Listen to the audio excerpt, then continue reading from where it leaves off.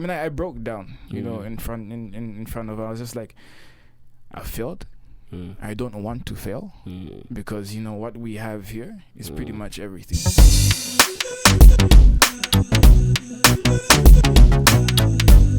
Okay, ladies and gentlemen, welcome back.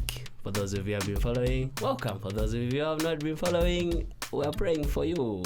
Subscribe, follow us, you know what we do. Welcome back to the Journey Podcast. This is episode 4 with my boy Ryan Joshua. Quick recap, this is episode 4. Episode 1, we had Julian breaking down vulnerability, generally what we're talking about. Episode 2, we had Sam Nyambe opened up about a few things, and we just talked about how everyone is ugly. Episode 3, we asked the question, is the church ugly? And here we are, episode 4. I don't know what to call it, but you will see in the thumbnail. Okay, cool. So I'm here with Ryan Joshua. This guy, you guys, let me just... Okay, no, let's not start. Let me just brace myself because this guy is a cool guy.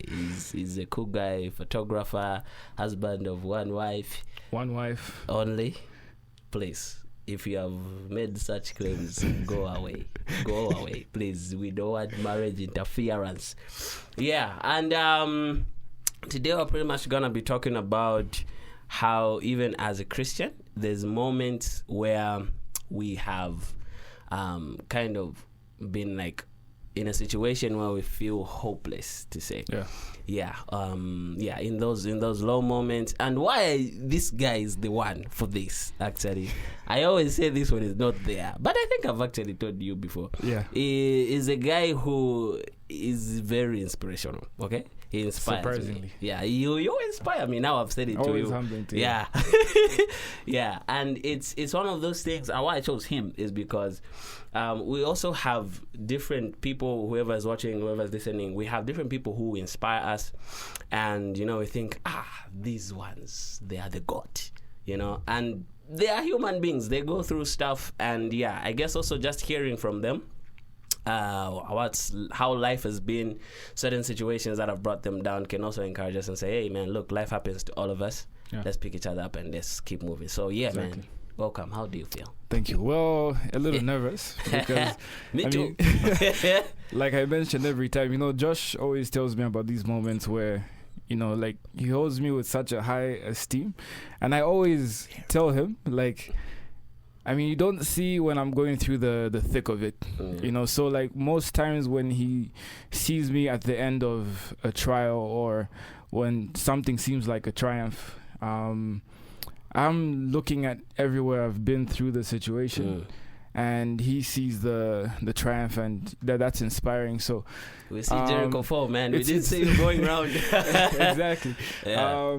But it's also when I do hear you say that, most times actually when I'm even going through it, it's some of those words that you share that even give me the fuel to go through when, you know, the next trial comes, because you never know what comes until it does. You never know how you're going to react when something comes. But this guy, as I was talking, reminded me of his song, actually. Is it Easy? Easy. Yeah, don't listen to that song. And if it's easy, I don't want it. If it's easy, I don't want it. It ain't hard, I don't deserve it. It ain't hard. Let's dive right into it. I figured we'll talk about like 2 situations each when we're just like in that moment, and it's like I'm a Christian, but like guys, it's just wild. Okay, the first thing that actually comes to mind is, you know, one of the songs on my album. I have an album, guys. Even has an album. Surprising. By force. By this same guy. It's hard.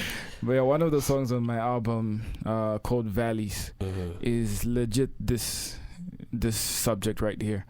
I wrote that song at a time where I was wrestling with a number of things, more personal, you know. I felt like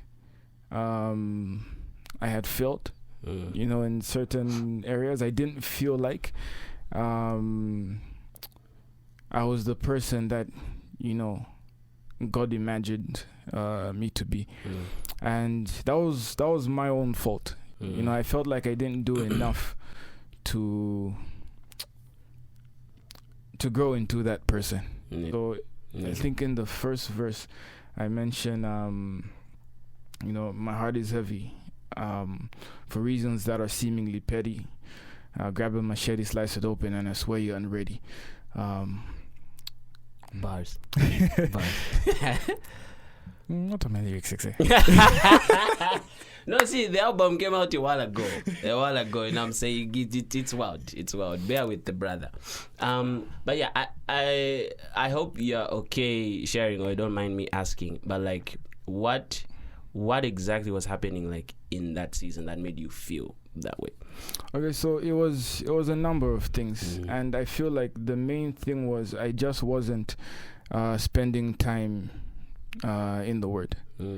And that led me to then just feel far from God, and in some ways even pretentious, you know, because in the light of being at church and being around my friends, because of also how I guess I think my friends see me, I shifted more to be the persona I had been given, and not actually live it out, you know. So I wouldn't be praying, or I would even be struggling with, you know, thoughts in my head, lustful thoughts even. At the time I was you know, on the road to getting married, and it was now even becoming harder to wanna keep purity with my wife now, you know. And those thoughts I never opened up to anyone about, not even to her at the time.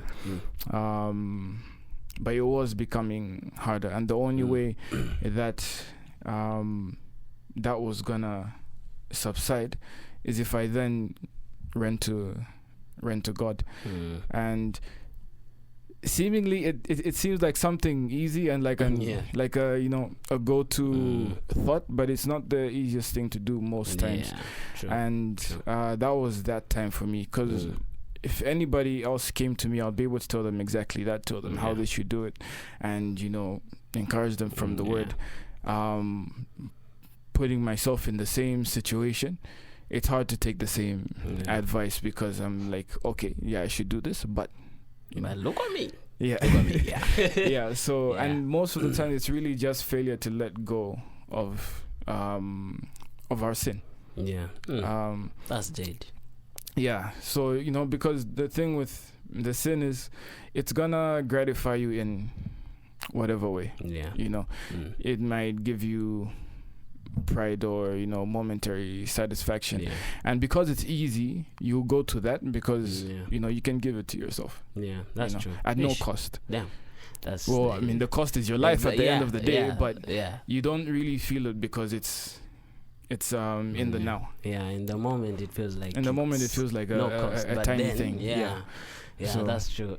You know, and you are saying that, you reminded me of a time I performed, and he's the guy I opened up to. And like I really feel you when you say like there's this like persona you have, and people see you that way, and so even like for me, I remember like I wasn't feeling emotionally connected to someone, and so I performed and I did something stupid that he knows. And like he's the person I went to, and I don't know if you can remember this, but you know what you told me was like, yes, you've performed this one time, right? And like don't let that one thing define who you are. You know what I'm saying? Like this is the person you are, and continue to be that person. And so like don't let this one bump redefine now everything. And so it's a wise guy. That advice I told myself as well. Man, I think for me, one like recent time I kind of just felt like emotionally drained and even to some degree hopeless was recently, like when mom and dad had COVID. That I think like the first 2 days, I mean, like when they discovered they had COVID and like, yo, we've done the test for positive, like they were fine, like they were chill. I was like, so Oscar, once you sneeze a bit, it good, goes. good, Exactly. yeah. The two stories you hear around. Right, so like they were good for like about a week. And then like randomly all of a sudden It just like, got people are worse. looking weak. I'm like, Yeah. guys, are we really fighting this thing? Yeah, then it gets to the point where now we have to rush them to the hospital, oxygen levels are going down, and I'm like, And I think what like really worsened the situation for me was actually being at the hospital and seeing how wild the situation is like Yeah. for everyone else. And I'm like, ish, Could this one. could this be a reality? You know what I'm saying? And I'm like, like, okay, like, let's be hopeful. But I'm like, could this be it? Like, Yeah. is this? And like, both of them, at least if it was just like one, you're like, okay, no, this side, there's some hope, there's some what. But like, both of them, and like, you're sitting, the house is quiet. People are mini looking at you for like what to do, what's cutting. Yeah, and the conversation is pretty much in the air. Like, Yeah, it's like, okay, oh my goodness. And like, thank God I managed to like go into like the COVID ward with all the like protective clothing. Yeah. But again, at the same time, it's like I get to see like it affects people differently. Yeah. And so I'm like, how do I get hope here now? It's Yeah. like this situation could easily turn into that person's situation Yeah, where like, yeah. they really need the oxygen, they need it at like a high pressure. And so so like for me at that point now I'm like, I'm a Christian, I've got faith, but in this moment I'm like, I'm drained, haven't slept in like, I was getting like to my mini sleeps, 30 minutes, you wake up and whatever, but it's like I'm just feeling drained emotionally. And like the hope there was just like guys, let me just not think the worst. Yeah. Right. And for me in that moment, like I don't think I would have been able to like get myself out of it. Like I needed like external hope. Yeah. And so I mean, shout out to Pastor Sean, Pastor Komod, so the Kings, shout out to Lydia. These people are like calling me to like just pray with me on the phone, you know, and like pulling some strings at the hospital, trying to get some space for dad in like the wards because they were packed, and guys, like hospital negligence, shout out to the doctors, we appreciate you so much, we love the work you are doing, but even some doctors have actually even attested to like the negligence is wild. And so it's like it's this thing that it's known, and they're like, could negligence be the thing that takes these people out? And it's like so I needed that like external hope, which I think is fine, right? Because I mean this Christian walk is like, I mean, it's cool, it's lovely, you get to walk with God, you get to walk with Jesus, but you need people. Yeah. You need some good people around you. Yeah, you can't do it alone. Yeah, you can't. It's and wild. Just on that point, actually, a big lesson recently. Okay, let me get into it. So, Give us. Just on the point of you can't do it alone. For the longest time, I felt like I was one of those people that, okay, most people have somebody, you know, they can call on to go to, you know. I can say you have me, or there's so many friends of mine I know have come to me, you know. But I haven't always had a place to go to for myself, because at the same time, and as much as I know you, my friends, are there for me, there's certain things I feel like I can't come to you with this, because at the same time, it's pretty much, I want to say, in my mind, it feels like beyond my friends. Then I feel like, you know, it's only God I can go to. But then I'm like, it's a pretty lonely place to be as well, and you know, a heavy load. because sometimes the tangible, you know, feels better. It's much quicker hope to grasp onto. So what happened is this, and quick shout out to my wife, because she helped me really get through this time, because I was in a space where I had a problem that I was not able to see at all. And Damn.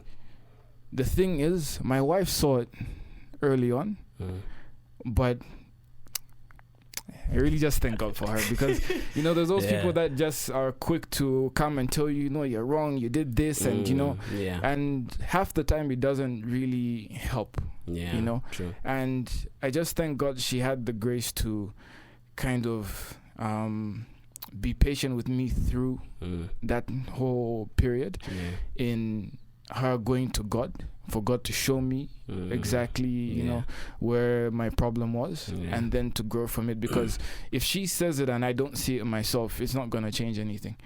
And that was the problem, because sometimes we'd kind of address what it is, but then I'll then defend it, No. you know.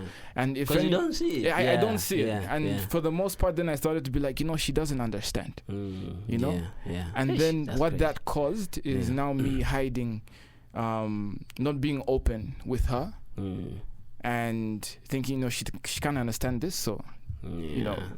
let me not bring it up, because Yeah, it's just gonna yeah. cause us to fight. So it'll be away from her, but Yeah. I'm handling this. I got this. Yeah. It's me and God. Marriage is for at the big end of the people, day. guys. But the more I did that, the more I pushed her. Yeah, that's Away. crazy. Yeah. And if anything, the lonelier I felt, because then she's the person I could go to with this problem, Yeah. and then she can help me, kind of work through it. Yeah. And in case you're wondering what the problem was, it's pretty much the very aspect of how, a lot of people come to me and talk about stuff, and I open myself to helping Yeah. people, Yeah. at the expense of everything. Sometimes, Yeah. call me up at 1 a.m. in the morning, you need something, I'm there. Yeah. But I needed to realize that I can't do that by myself, especially now that I'm married. I need to open her up to this world of, service to people. I can't, I can't do it without bringing her into it.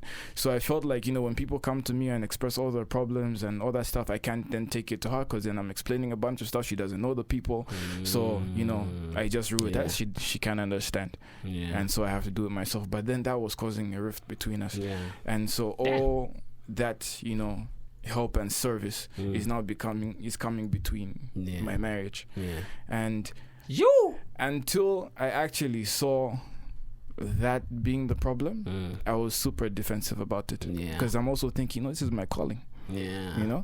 This is Damn. where God has placed me. This is the heart That's God has given crazy. me. Yeah. So I'm defending that, Mm. but there was a way to go about it that was more healthy than I was doing before.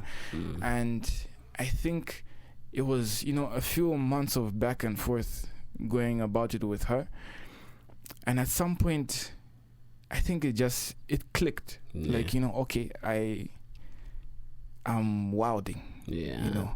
and I just felt like I've failed. Dang. And I mean, I broke down, in front of her. I was just like, I failed. I don't want to fail, because what we have here is pretty much everything to me. And even my life going forward, I can't see it without the blessing God has given us in our marriage. Crazy. And so I feel like that was a turning point for us, and it was me now learning to invite her in, and she would be that person that I can be vulnerable with. Yeah. And not only her, I also now needed a person to identify a person that could even be I identify as a mentor. For the longest time it's been my dad.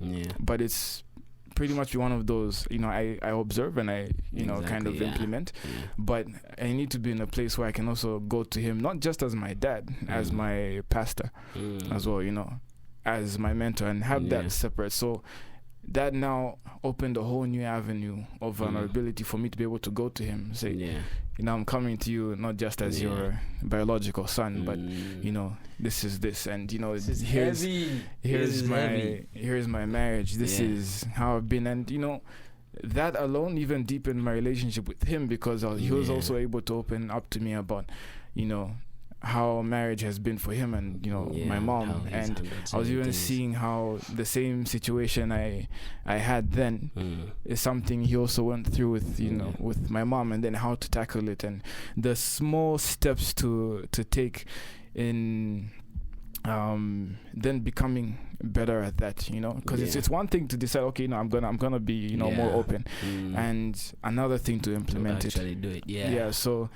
it's been steps of growth in that area, and I'm really glad that happened. And it was a really low point for me. I have pictures, I took a drive by myself, just to kind of bring it all in and bring it back to God, and I got back home to my wife, and we talked it all out, and we had been working on it, and the place we are now, beautiful. I thank God we were able to go through that early. So in just wrapping all that up, as I realized, even for me, always feeling like God's the only one I can go to, I do need people around me that are I can be open enough with, and people that are not afraid to be honest with me and tell me, okay, dude, here you're messing up, and that accountability helps me, and having my wife, having a good circle of friends around, and a mentor to always go to, really assists in that area. So that's really what I wanted to put across. That's crazy. That's heavy information. That's Jade. It's only for you guys. I really hope we are getting some sensible things, guys. Please, these are the nuggets, the real nuggets. That's crazy. I'm just like still trying to soak everything in. But I think I also like what you said about like, I mean, you need God, you need to go to God, right? But then even the fact of having other people, I guess, is also like experiencing the same God exactly in different people in that circle, in that mentor. That's I've learned. Man, you learn something new every day. I'm still like, for real though, like, these times happen. Yeah. What was our topic again? Whatever it is. I guess it's those moments where, I mean, I know in like the previous episodes we kind of tackled like sin, and like kind of how you deal with that, moments where you genuinely just slip up, right? But I mean, this one is pretty much just like moments where you kind of feel like hopeless or like faithless. And for me, I guess another time where I kind of felt that way was, for those of you who didn't know, this year was the year I moved out and decided to put on my big boy shoes and say, I'm out. At long last. Hopefully not come back like prodigal son, just be like, yo, I finished my money. I'm back home. And so it's been that journey of, okay, let's do this thing. I'm in the worldie. Let's face life. And then, man, it's now learning how to manage finances, learning how to increase finances, because now I've got my bills. I'm not just helping out at home. Here's for bread, here's for electricity. It's my electricity, it's my bread, it's my roof over my head. And so I've had those moments where I kind of feel like, I'm trying to juggle so much, and I'm like, I'm failing. I'm failing to balance things. I'm failing to balance my finances. COVID comes, closes things down. I'm trying to push, and things are just wild. And I'm like, okay, so this is the real world. Sorry for that intermission, and we're black, ladies and gentlemen. We're black. So trying to balance everything financially and whatever. And so I get to a point now where I'm feeling like I don't know, right? And I'm just like, I don't know. I'm feeling hopeless. Where's my money gonna come from? Am I gonna be able to pay rent? Am I gonna finish this year and successfully pay my rent and have money? And so like so far it's like, okay, yeah, cool, I'm managing to parent. But then I feel like even one of like the pressures that's on us as men is there's this whole, we're thinking futuristically, right? Yeah. So there's this at this pace, guys, I need to get stuff moving. This is not the house I'm gonna stay in forever. Yeah. At some point I have to get land, I have to do this, Definitely. I have to get married, there's money for that, and it's like guys, I need my life to move. Right? And so now I'm in this place where like I know everything I need to do, like, or everything I want to do, right? Everything I need money for this, I need money for that. But what I don't know is how to get there. And so now I'm just like sitting and I'm like, I'm tired. Maybe let me just sit. You know, yeah. And thoughts are coming in my head like, guys, it's my one again. I go back to my parents' house. And I'm Can't do that. like, yeah, God, that's not gonna be my life. Yeah. And yeah, so it's like there's that moment I'm in, right? And one thing I've learned, like even in this season of just trying to juggle everything, trying to have a plan, but even if things are like moving slow, is kind of like taking one step at a time. Yeah. Right? Yeah. Yeah. It's knowing, okay, today these are the moves I'm gonna push, and yeah, tomorrow these are the moves I'm gonna push, and yeah, probably next week I'm gonna ABCD, Yeah. and working like a step at a time, because me, I skim. I I mean, think. I feel like that's Yeah. one of the places as men we spend a lot of time in our heads Yeah. thinking about what the next move is. Exactly. Well, if you're a healthy man, I hope you're thinking yeah, that. you better You better be thinking should that do way. think. Should do think.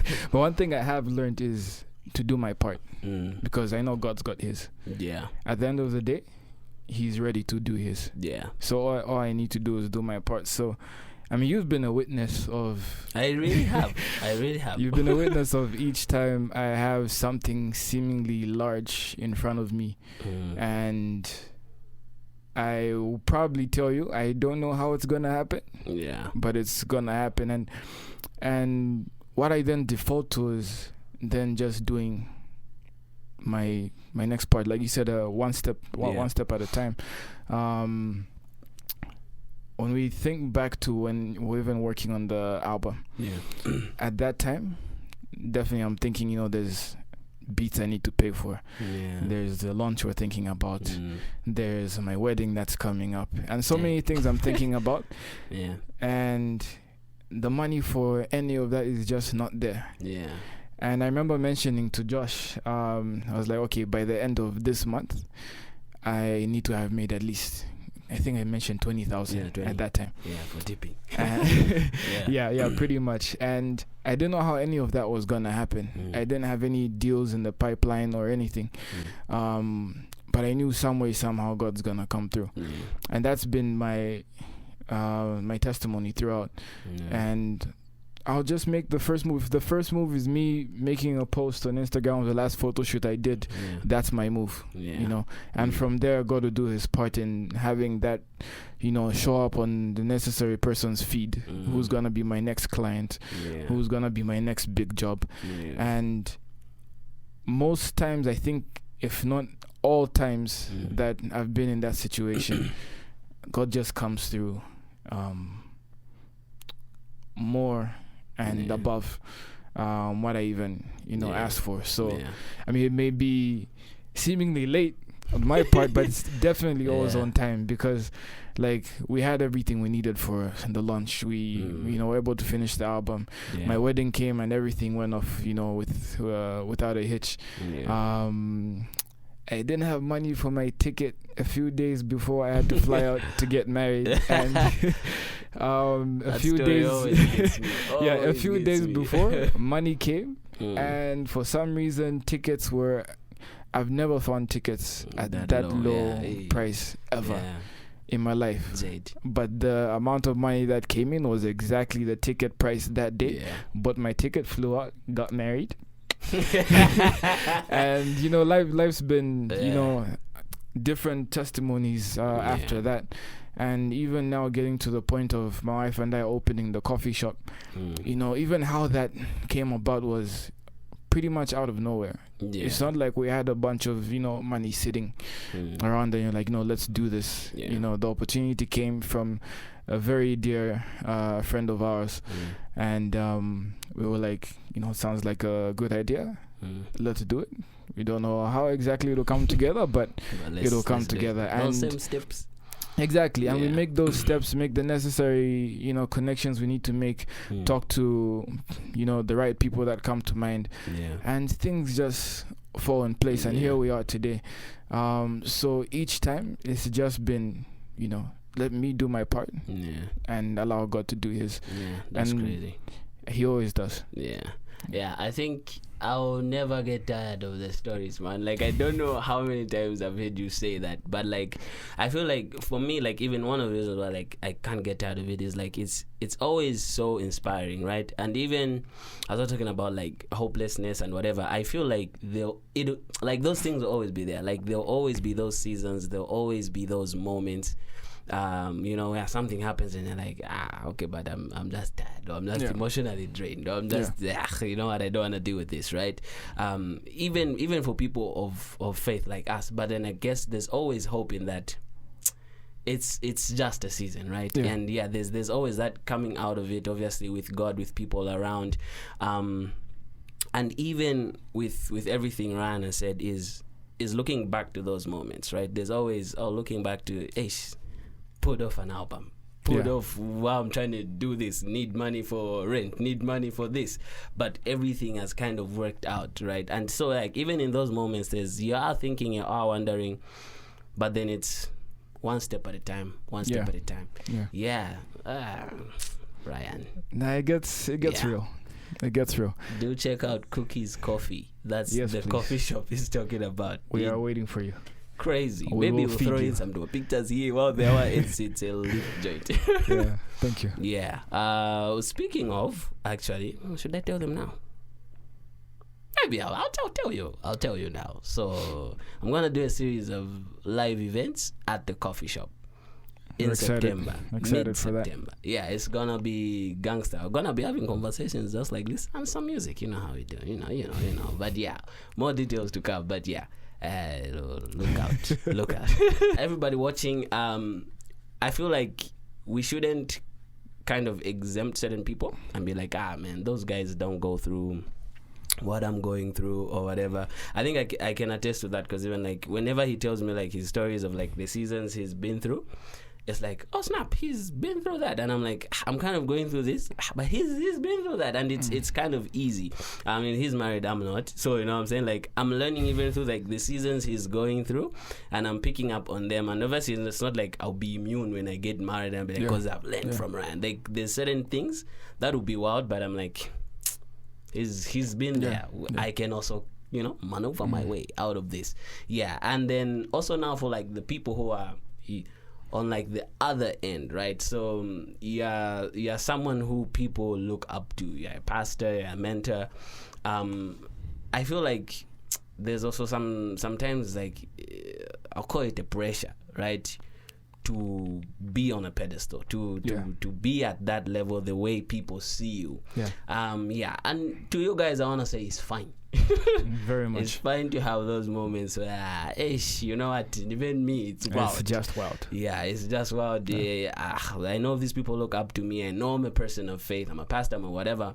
But yeah, I feel like there's no person who's exempt from having a bad day. Yeah. And we all need each other. So yeah, let's all hook up to the people who, we can be vulnerable with, we can open up with, we can pray with, and that's your word. Take it. Take it. Yeah, that was episode 4, guys. Look out for episode 5. Been of help. Yep, I really hope so. He's a gangster. Follow his Instagram, Facebook. Give us your handle, sir. Ryan J. Banda. And Ryan Joshua Music. Yes. And Instagram Cookies and Coffee. Facebook. Yes, Cookies Coffee Zedem. That's right. Okay. Oh, one day gifts. Yeah, one day. This One guy day gifts. is a businessman. When I say Ryan inspires me, these are the things. He has mentioned photography, he has mentioned coffee shop, he has mentioned one day gifts. Gotta do it all. Me, just follow me. Josh the artist. Everything is in me. They'll just be bathing out slowly but surely. Yeah, otherwise, man, thank you so much for coming through. Thank you for sharing. having me. Yeah, man, thank you for sharing your stories. I've definitely learned something. I hope everyone else has learned something. So yeah, if you're new new again, please do subscribe. Leave a comment if there's something you enjoyed. If you have a question, do follow us and see you next time. Deuces.